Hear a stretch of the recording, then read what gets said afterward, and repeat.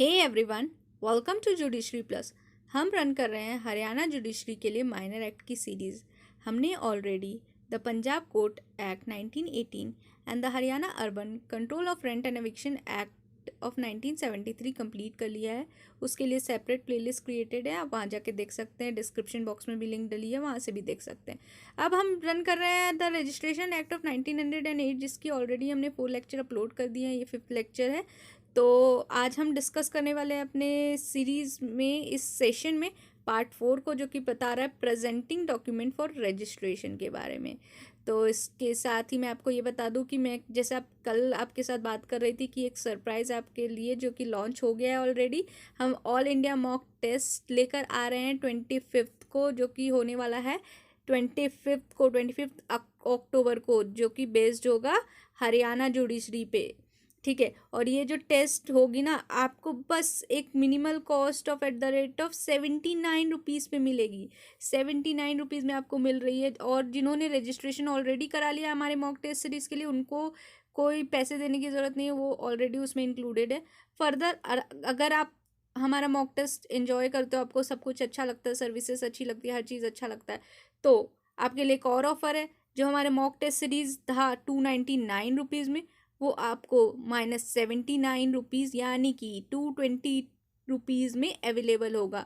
यानी कि अगर आप टोटल सीरीज भी ले रहे हो तो भी आपको कोई लॉस नहीं है। आप एक टेस्ट लेके चेक कर सकते हो कि कैसी सर्विसेज है, कैसा टेस्ट है, एंड देन आप फर्दर 3 टेस्ट और बाय कर सकते हो। ठीक है। आप रिग्रेट नहीं करने चाहिए अपने फैसले से, इसीलिए हमने डिसाइड किया कि ठीक है, आप एक टेस्ट ले लो एंड देन डिसाइड करो कि आपको फर्दर टेस्ट लेना है कि नहीं। अगर आपको नहीं अच्छा लगता, ठीक है, इट्स ओके, आप आगे नहीं परचेज करो। ओनली 79 रुपीज़ में एक मॉक टेस्ट आप ले सकते हो। ठीक है। और इसकी सारी डिटेल्स जो है हमारे टेलीग्राम ग्रुप पे हैं, और टेलीग्राम ग्रुप का लिंक डिस्क्रिप्शन बॉक्स में डला है, तो आप वहाँ जाकर चेक कर सकते हैं। मुझसे डायरेक्टली बात भी कर सकते हैं, कमेंट करिए, टेलीग्राम ग्रुप पे मैसेज करिए। I am available everywhere. ठीक है। तो चलिए without wasting further time start करते हैं पार्ट 4 के साथ। इसका जो पहला सेक्शन है वो सेक्शन नंबर 32 है। ये हमें क्या बता रहा है? ये बता रहा है person to present documents for registration. कौन पर्सन है जो डॉक्यूमेंट प्रेजेंट करेगा रजिस्ट्रेशन के लिए? ठीक है, ये बता रहा है 32 में। तो यहाँ क्या बात हो रही है? Except as in a case mention in section number 31, 31, 88 and 89, every document to be registered under this act, whether such registration is compulsory or optional, shall be presented at the proper registration office। यानी कि क्या बता रहा है? जितनी भी document होते हैं ना, जिसको भी रजिस्टर करना है इस एक्ट के अंदर, ठीक है, चाहे वैसा रजिस्ट्रेशन जो है कंपलसरी हो या ऑप्शनल हो, उसको प्रेजेंट करना पड़ेगा प्रॉपर रजिस्ट्रेशन ऑफिस के सामने। यानी कि जितने भी डॉक्यूमेंट है जो रजिस्टर होने इस एक्ट के सामने लिए, इस एक्ट के अंडर, चाहे वो रजिस्ट्रेशन ऑप्शनल हो या चाहे रजिस्ट्रेशन आपके लिए कंपलसरी हो, उसको प्रेजेंट किया जाएगा प्रॉपर रजिस्ट्रेशन ऑफिस के सामने। ठीक है। और वो कौन करेगा? तो अब यहाँ नीचे दिया हुआ है कौन करेगा, ये 3 पॉइंट है। ठीक है।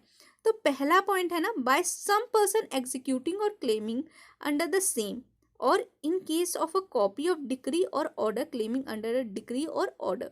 तो वैसा कोई पर्सन जो एग्जीक्यूट कर रहा है उसको या क्लेम कर रहा है उसके अंदर। ठीक है। और in case of A copy और डिक्री और ऑर्डर क्लेमिंग अंडर डिक्री, और अगर डिक्री या ऑर्डर रजिस्टर कराना है तो जो पर्सन कॉपी क्लेम कर रहा है ना डिक्री और ऑर्डर का, वो जा सकता है रजिस्टर कराने। ठीक है। तो अगर कोई डॉक्यूमेंट है तो वैसा पर्सन जो एग्जीक्यूट कर रहा है या क्लेम कर रहा है उस डॉक्यूमेंट को, और डिक्री ऑर्डर है तो जो वैसा डिक्री या ऑर्डर क्लेम करता है वो जाता है रजिस्ट्रेशन कराने। ठीक है।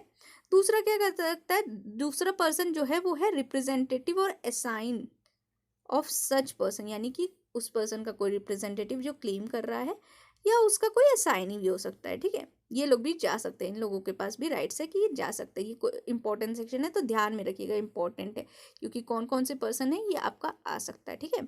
फिर थर्ड जो है, by the agent of such person representative और assign duly authorise by power of attorney executed and authenticated in the manner hereinafter mention. ठीक है। उसका एजेंट भी हो सकता है उस पर्सन का, या उसका रिप्रेजेंटेटिव या असाइनी जो ड्यूली ऑथराइज है। ठीक है। पावर ऑफ अटर्नी से, जिसको उसने पावर ऑफ अटर्नी देके ऑथराइज किया है, ये तीनों पर्सन जो है वो करा सकते हैं रजिस्ट्रेशन डॉक्यूमेंट का। ठीक है। अब जो है नेक्स्ट सेक्शन है वो है 32A। ये हमें क्या बता रहा है, कंपल्सरी एफिक्सिंग ऑफ फोटोग्राफ के बारे में। तो this section is not so important, इसमें बस इतना याद रखिएगा कि आपको फोटोग्राफ अफिक्स करनी है उस डॉक्यूमेंट में जो जिसका प्रॉपर रजिस्ट्रेशन चाहते हैं, जिसको आप प्रॉपर रजिस्ट्रेशन ऑफिस को लेके जा रहे हैं, ठीक है। नेक्स्ट सेक्शन पे चलते हैं जो कि बता रहा है power of attorney recognisable for the purpose of 32, ठीक है। तो ये भी इम्पोर्टेंट सेक्शन नहीं है आपके लिए, ठीक है। तो ये मैं ज़्यादा आपका टाइम वेस्ट नहीं करूँगी क्योंकि इम्पोर्टेंट नहीं है और हमारा हरियाणा जुडिशरी जो है वो काफ़ी नज़दीक आ गया है। तो मैं आपको जो जिससे क्वेश्चन बनने वाले हैं, अब मैं ऐसा नहीं छोड़ रही जिससे क्वेश्चन बन सकता है, 20% भी चांस है, तो मैं वैसे सेक्शंस भी नहीं छोड़ रही जिसके आएंगे ही नहीं, 1% चांसेस कि उससे क्वेश्चन आ सकते हैं, और अगर आएंगे भी ना तो आप कॉमन सेक्शन से लगा सकते हो उसके आंसर। तो मैं वैसे सेक्शंस बस छोड़ रही हूँ, ठीक है। अब 34 में क्या बता रहा है, inquiry before registration by registering officer. अब जो रजिस्टरिंग ऑफिसर रजिस्टर करेगा वो इंक्वायरी भी कर सकता है रजिस्टर, या ऑब्वियसली जब कोई रजिस्टरिंग ऑफिसर रजिस्टर कर रहा है कोई डॉक्यूमेंट, उससे पहले वो इंक्वायरी करेगा कि आपने जो भी डॉक्यूमेंट प्रोवाइड किए हैं, जो भी उसके प्रूफ्स प्रोवाइड किए हैं, वो सारे सही हैं कि नहीं। आप कुछ भी लेकर आओगे और उसका रजिस्ट्रेशन तो नहीं हो जाएगा ना। तो ये बता रहा है ये सेक्शन, ठीक है। तो कैसे करेंगे वो बताते हैं। तो इसमें बताया जा रहा है हमें, no document shall be registered under this act unless the person executing such document और देयर रिप्रेजेंटेटिव असाइंस और agents authorise as aforesaid appear before registering officer within the time allowed for registration under 23। यानी कि जितना time के अंदर आपको allowed किया गया है रजिस्ट्रेशन के लिए, उसके अंदर ही एक तो आपको आना पड़ेगा, ठीक है, तभी आपका रजिस्ट्रेशन होगा। और प्रोवाइडेड क्या बोल रहा है कि अर्जेंट नेसेसिटी में, अनअवॉइडेबल एक्सीडेंट में आप आ सकते हो, ठीक है। लेट से भी आपको रीजनेबल दिखाना पड़ेगा, सफिशिएंट कॉज आप एक्सीड कर सकते हो 4 मंथ का भी टाइम, जो हमने ऑलरेडी पढ़ा है, ठीक है। और फिर उसके बाद उसके साथ हमें फाइन देना पड़ेगा अगर हमने एक्सीड किया है, जो कि 10 टाइम से ज़्यादा नहीं होगा। ये सब चीज़ें तो वो थी जो हमने ऑलरेडी देख ली। अब जो है इसमें थर्ड क्लॉज देखिए, the registering officer shall thereupon inquire whether और not such document was executed by the person by whom it purpose to have been executed, ठीक है। तो वो इंक्वायर भी करेगा कि जो पर्सन एग्जीक्यूट कर रहा है क्या उसी को करना चाहिए या नहीं चाहिए, ठीक है, वरना फिर रजिस्ट्रेशन इनवैलिड हो जाएगा अगर वो पर्सन सही नहीं होगा। तो फिर उसको सेटिस्फाई भी करेगा वो आइडेंटिटी अपना, उस पर्सन जो अपीयर हो रहा है उसके सामने, कि वो वही पर्सन है जो एग्जीक्यूट करना चाहिए उस डॉक्यूमेंट, या कोई दूसरा पर्सन है, ठीक है। ये भी इसमें बताया जा रहा है। फिर इन केस ऑफ एनी पर्सन जो अपीयर हो रहा है एज अ रिप्रेजेंटेटिव, असाइनी और एजेंट, तो उसको भी सेटिस्फाई करना पड़ेगा कि वो वैसे पर्सन जिसको अथराइज है एग्जीक्यूट करने का, उसका रिप्रेजेंटेटिव है या असाइनी है या एजेंट है, ठीक है। तो ये भी आपको बताना पड़ेगा। तो ये तीनों चीज़ थी जो इम्पोर्टेंट है इस सेक्शन में। ये जो ABC है ना आपके लिए, ये इंपॉर्टेंट है, ठीक है। इंक्वायर करेगा, जो आप कॉमन सेंस से भी लगा सकते हो, बट इंक्वायर करेगा, अपने आप को सेटिस्फाई करेगा आइडेंटिटी से कि वो वही पर्सन है जिसको अथॉरिटी है एग्जीक्यूट कराने की, और जो रिप्रेजेंटेटिव असाइनी है तो वो उसको भी देखेगा कि वो वही पर्सन का रिप्रेजेंटेटिव या असाइनी या एजेंट है या नहीं, या कोई अदर पर्सन झूठ में अपना आइडेंटिटी छुपा के वैसा पर्सन बन के आया है, ठीक है। फिर 4 में है कि कोई भी एप्लीकेशन जो है for a direction under the proviso of subsection 1 में be lodge with a sub registrar who shall forthwith forward it to the registrar to whom it he is subordinate। अब कोई एप्लीकेशन अपने सब रजिस्ट्रार के पास दी है तो फिर वो एप्लीकेशन फॉरवर्ड भी करेगा किसको, रजिस्ट्रार को, जिसके अंडर वो है सब रजिस्टर। फिर 5 में बोल रहा है nothing in this section applies to copy of decree order. अब ये जो सेक्शन है ना, ये डिक्री ऑर्डर पे अप्लाई नहीं होता है, ठीक है। अब देखते हैं सेक्शन नंबर 35 हमें क्या बता रहा है। ये बता रहा है procedure on admission and denial of execution respectively, ठीक है। तो अगर कोई person, if all the person executing the document appears personally before the registering officer and personally known to him, or if he otherwise satisfied that they are the person they represent themselves to be, and if they and if they admit the execution of the document, और तो यहाँ क्या बता रहा है, simply यहाँ पे ये बता रहा है कि जो प्रोसीजर क्या होगा एडमिशन या डिनायल का, ठीक है। तो वो प्रोसीजर बता रहा है। तो अगर कोई पर्सन जिसने एग्जीक्यूट किया है कोई भी डॉक्यूमेंट, ठीक है, तो और वो क्या हो रहा है, वो पर्सनली अपीयर हो रहा है किसके सामने, रजिस्टरिंग ऑफिसर के सामने, और अगर वो पर्सनली नोन टू हिम और इफ़ ही अदरवाइज सेटिस्फाइड, या एक तो खुद से पर्सनली अपीयर हो रहा है या अदरवाइज उसको सेटिस्फाई कर रहा है कि वो उसने ही एग्जीक्यूट किया था वैसा डॉक्यूमेंट, ठीक है। और दूसरा क्या है, if in the case of any person appearing any person appearing by the representative assignee or agent, such representative assignee or agent admit the execution। और अगर कोई वैसा केस है जिसमें पर्सन जो अपीयर हो रहा है एज अ रिप्रेजेंटेटिव, ठीक है, रिप्रेजेंटेटिव के रूप में अपीयर हो रहा है और उसका असाइनी के रूप में हो रहा है या एजेंट के रूप में हो रहा है, ठीक है, तो फिर वो एडमिट कर, वैसा पर्सन एडमिट करेगा उसका एग्जीक्यूशन। अगर वो खुद है तो वो पर्सनली करेगा या तो सेटिस्फाई करके करेगा। अगर उसका एजेंट रिप्रेजेंटेटिव है तो वो सेटिस्फाई, वो एडमिट करेगा एग्जीक्यूशन। और अगर द पर्सन जो एग्जीक्यूट कर रहा है वैसा डॉक्यूमेंट अगर वो मर चुका है, डेड हो गया है, तो उसका रिप्रेजेंटेटिव या असाइनी अपीयर हो सकता है रजिस्टरिंग ऑफिसर के सामने और एग्जीक्यूशन को एडमिट कर लेगा, ठीक है। तो वो पर्सन है तो वो खुद एडमिट करेगा या तो किसी तरह सेटिस्फाई करेगा रजिस्टरिंग ऑफिसर को। अगर उसका असाइनी या लीगल रिप्रेजेंटेटिव या जो भी है एजेंट, ये लोगों ने देखा है तो ये लोग एग्जीक्यूशन को एडमिट करेंगे। और अगर वो पर्सन डेड हो चुका है तो फिर उसका रिप्रेजेंटेटिव या असाइनी, ये लोग एडमिट करेंगे एग्जीक्यूशन, ठीक है। किसके सामने, रजिस्टरिंग ऑफिसर के सामने। और फिर वो रजिस्टरिंग ऑफिसर क्या करेगा, रजिस्टर करेगा document as directed under 58 to 61, ठीक है। 58-61 में जो प्रोसेस दिया है वो प्रोसेस फॉलो करके रजिस्टर कर देगा डॉक्यूमेंट, ठीक है। और फिर क्या करेगा, द रजिस्टरिंग ऑफिसर में in order to satisfy himself that the person appearing before him are the person they represent themselves to be or for any other purpose contemplated by this act, examine anyone present in his office। तो registering officer जो है ना वो order देख के satisfy कर सकता, अपने रजिस्टरिंग ऑफिसर क्या करेगा, अपने आप को सेटिस्फाई करेगा कि वो जो पर्सन अपीयर हो रहा है ना उसके सामने या उस कोई भी रिप्रेजेंटेटिव या वो खुद या रिप्रेजेंटेटिव, तो उसको क्या कर सकता है, वो एग्जामिन भी कर सकता है अपने आप को सेटिस्फाई करने के लिए कि ये सही पर्सन है या नहीं है, ठीक है। फिर थर्ड क्लॉज में क्या बोल रहा है, अगर कोई पर्सन जिसके द्वारा डॉक्यूमेंट जो है एग्जीक्यूट हुआ है वो डिनाई कर रहा है उसका एग्जीक्यूशन, उसने डिनाई कर दिया एग्जीक्यूशन कि मैंने तो एग्जीक्यूशन नहीं किया है, ठीक है। और if such person appear before the registering officer is a minor, idiot या ल्यूनेटिक, या तो माइनर है या तो इडियट है या तो ल्यूनेटिक है। और if the person by whom document purpose to be executed is dead and is representative और असाइनी डिनाइज इट एग्जीक्यूशन, तो रजिस्ट्रेशन ऑफिसर क्या करेगा, रिफ्यूज कर देगा रजिस्ट्रेशन।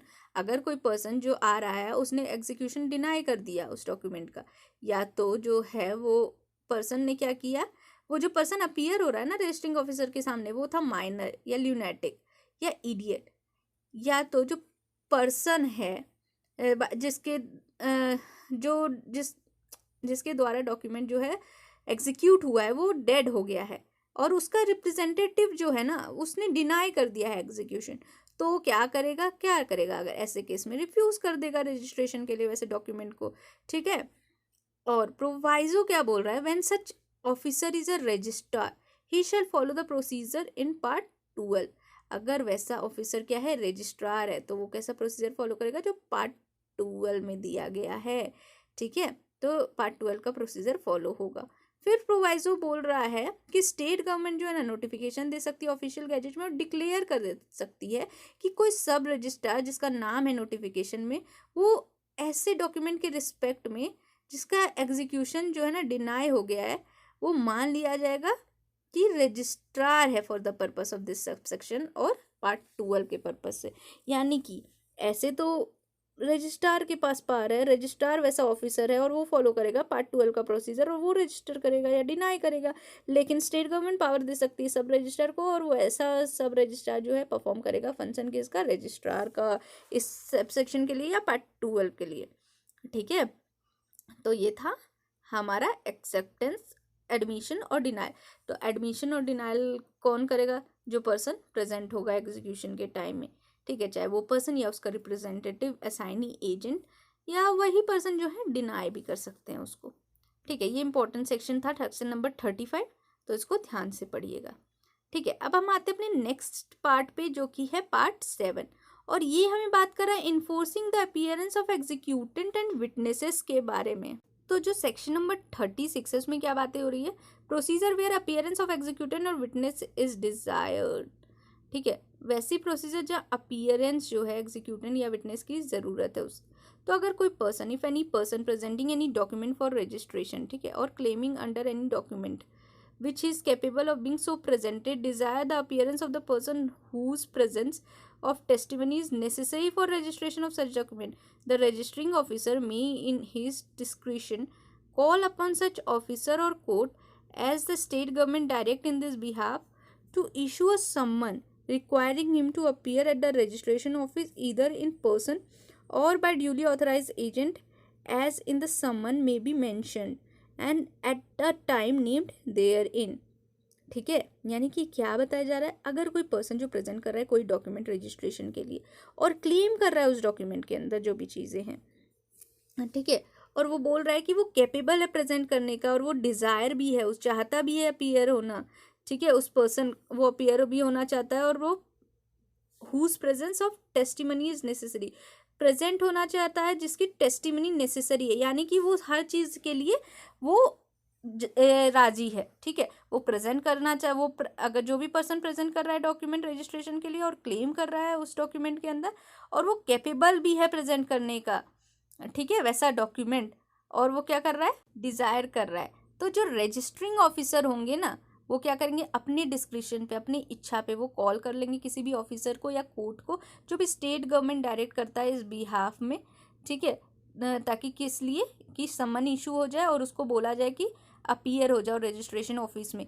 ताकि या तो तुम पर्सनली भी अपीयर हो सकते हो या ड्यूली ऑथराइज एजेंट के थ्रू भी हो सकते हो, जैसे भी समन में मेंशन किया हो और जो भी टाइम दिया हो उसी टाइम में, ठीक है। तो बस सिंपल सी चीज़ें हैं इसमें कि अगर कोई पर्सन जो प्रेजेंट कर रहा है कोई भी डॉक्यूमेंट और क्लेम कर रहा है उस डॉक्यूमेंट में जो कि वो कैपेबल है प्रेजेंट करने के लिए किसी भी पर्सन के डिज़ायर में, ठीक है, तो क्या करेगा, रजिस्टरिंग ऑफिसर जो होगा अपने डिस्क्रिप्शन में कॉल कर सकता है किसी भी ऑफिसर या कोर्ट को जो भी स्टेट गवर्नमेंट डायरेक्ट करेगा और वो इशू कर देगा समन को कि अपीयर हो जाओ, रजिस्टरिंग ऑफिसर समन दे देगा और बोलेगा कि अपीयर हो जाओ रजिस्टरिंग ऑफिसर के सामने रजिस्ट्रेशन ऑफिस में इस डेट और इस टाइम पे, ठीक है, या तो खुद भी हो जाओ या तो ड्यूली ऑथराइज एजेंट के थ्रू भी हो जाओ, जो भी समन में मेंशन किया उस अकॉर्डिंगली, ठीक है। तो समन के बारे में यहाँ पे बात हो रही थी सेक्शन नंबर 36।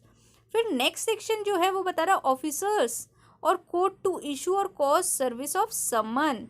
तो इसमें क्या बताया जा रहा है, तो जितने भी ऑफिसर होंगे और कोर्ट होगा जब उसको रिसीव होगा ना प्यून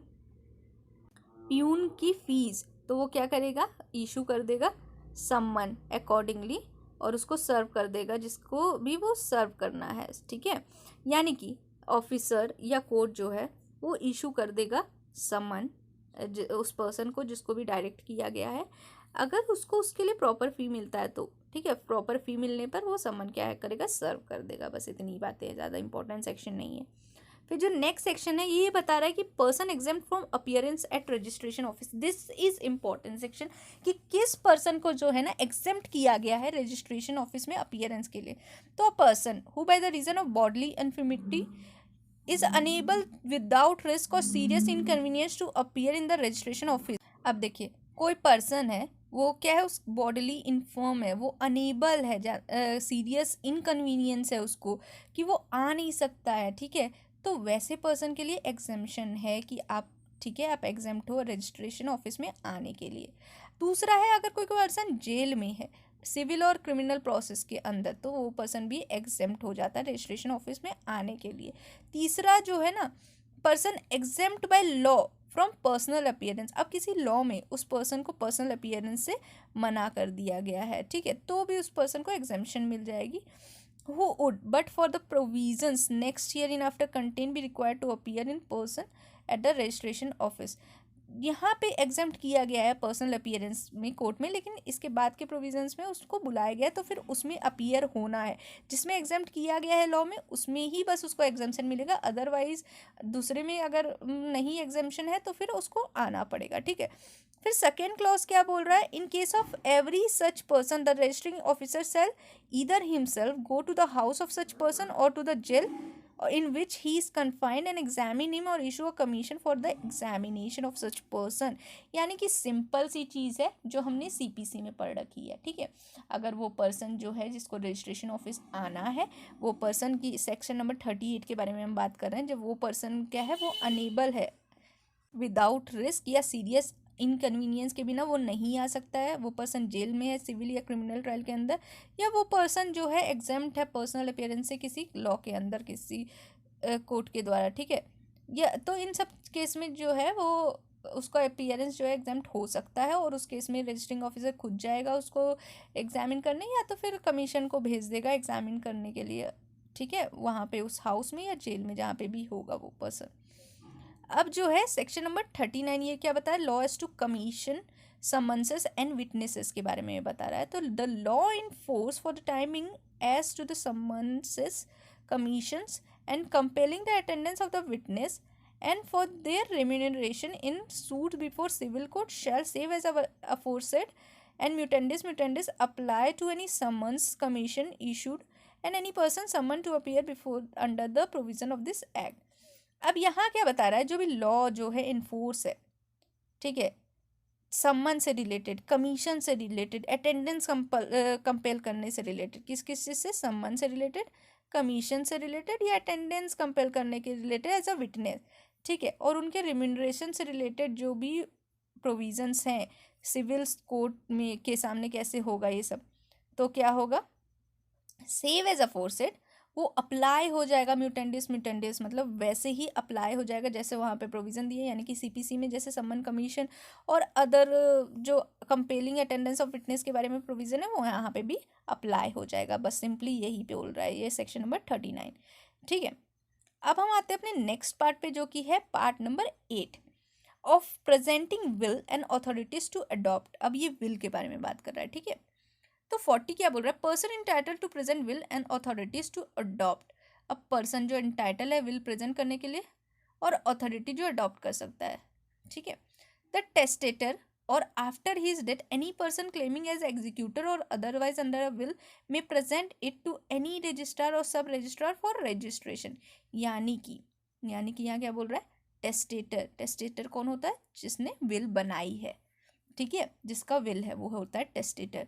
तो या तो टेस्टेटर या तो उसकी डेथ के बाद कोई भी पर्सन जो क्लेम कर रहा है एज अ एग्जीक्यूटर, जो क्लेम कर रहा है कि वो उस विल का एग्जीक्यूटर है, ठीक है, वो प्रेजेंट करेगा इसको रजिस्ट्रार के सामने या सब रजिस्ट्रार के सामने रजिस्ट्रेशन के लिए। तो या तो टेस्टेटर भी कर सकता है या तो कोई एग्जीक्यूटर भी कर सकता है उसके डेथ के बाद, विल के केस में, ठीक है। विल का केस है ये सेक्शन नंबर 40 और पार्ट 8। फिर जो है डोनर जो है ना, after his death the done of, एक मिनट, द डोनर और after his death the Downey की स्पेलिंग गलत है इसलिए मैं थोड़ा यहाँ पे कंफ्यूज हो गई थी, ठीक है। The donor and after his death the donee of any authority to adopt और अडॉप्टिव सन में present it to any registrar और सब रजिस्ट्रार फॉर रजिस्ट्रेशन। तो क्या बोल रहा है, डोनर या तो डोनर की डेथ के बाद डोनी, ठीक है, डोनी और के पास और वैसी अथॉरिटी जो अडॉप्ट कर सकती है, और या अडॉप्टिव सन जो है रजिस्ट्रार के सामने या सब रजिस्ट्रार के सामने प्रेजेंट करेगा रजिस्ट्रेशन के लिए। तो कैसे, डोनर, ठीक है, या तो उसके डेथ के बाद डोनी और एडॉप्टिव सन, ये 3 चीज़ें हैं, ठीक है। डोनर, डोनी और एडॉप्टिव सन जो क्या कर सकते हैं, प्रेजेंट कर सकते हैं उसको रजिस्ट्रार या सब रजिस्ट्रार के सामने रजिस्ट्रेशन के लिए, ठीक है। ये था हमारा सेक्शन नंबर 40, सिंपल सी चीज़ थी। कौन विल प्रेजेंट करेगा, जो जिसने बनाया टेस्टेटर, अगर उसकी डेथ हो गई तो एग्जीक्यूटर, एंड देन बोल रहा था डोनर, उसकी डेथ के बाद डोनी और एडॉप्टिव सन भी कर सकता है प्रेजेंट रजिस्ट्रेशन के लिए, ठीक है। फिर है सेक्शन नंबर 41 जो कि बता रहा है registration of will and authorities to adopt. A will or an authority to adopt presented for registration by a testator or donor may be registered in the same manner as any other document। यानी कि will के लिए कोई special provision नहीं है, will भी वैसे ही register होगा जैसे कोई अदर डॉक्यूमेंट रजिस्टर होता है, ठीक है। तो कोई विल जो है और कोई अथॉरिटी टू अडॉप्ट है वो प्रेजेंट किया जाएगा रजिस्ट्रेशन के लिए, और वो वैसे ही रजिस्टर होगा जैसे कोई अदर डॉक्यूमेंट रजिस्टर होता है। और कौन प्रेजेंट करेगा, या तो डोनर या तो टेस्टेटर प्रेजेंट करेगा उसको रजिस्ट्रेशन के लिए, ठीक है। फिर सबसेक्शन 2 क्या बता रहा है, ए विल और authority to adopt presented for registration by any other person entitled to present it shall be registered if the registering officer is satisfied that the will or authority was executed by the testator or donor, as the case may be. B, that the testator or donor is dead, and C, that the person presenting the will or authority is under section 40 entitled to present the same, ठीक है। तो कोई will है या authority to adopt है वो अगर present किया जा रहा है रजिस्ट्रेशन के लिए किसी अदर पर्सन के द्वारा, ठीक है, जो इंटाइटल है उसको प्रेजेंट करने का रजिस्ट्रेशन के लिए, ठीक है। और अगर रजिस्टरिंग ऑफिसर सेटिस्फाई हो जाती है कि वैसे जो विल है या अथॉरिटी है वो एग्जीक्यूट हुआ है टेस्टेटर के द्वारा या डोनर के द्वारा, या तो वैसा टेस्टेटर और डोनर अगर डेड हो गया है, और दैट द पर्सन जो प्रेजेंट कर रहा है विल और अथॉरिटी सेक्शन 40 के अंदर वो इंटाइटल है प्रेजेंट करने के लिए वैसा विल या अथॉरिटी, ठीक है। तो 3 चीज़ें हैं इसमें।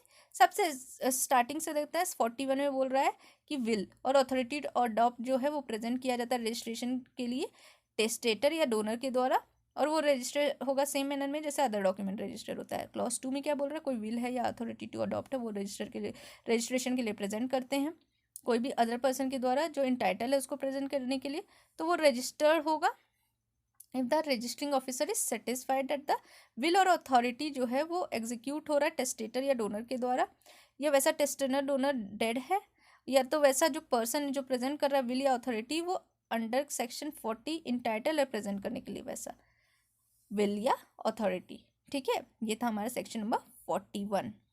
So this is all for today's.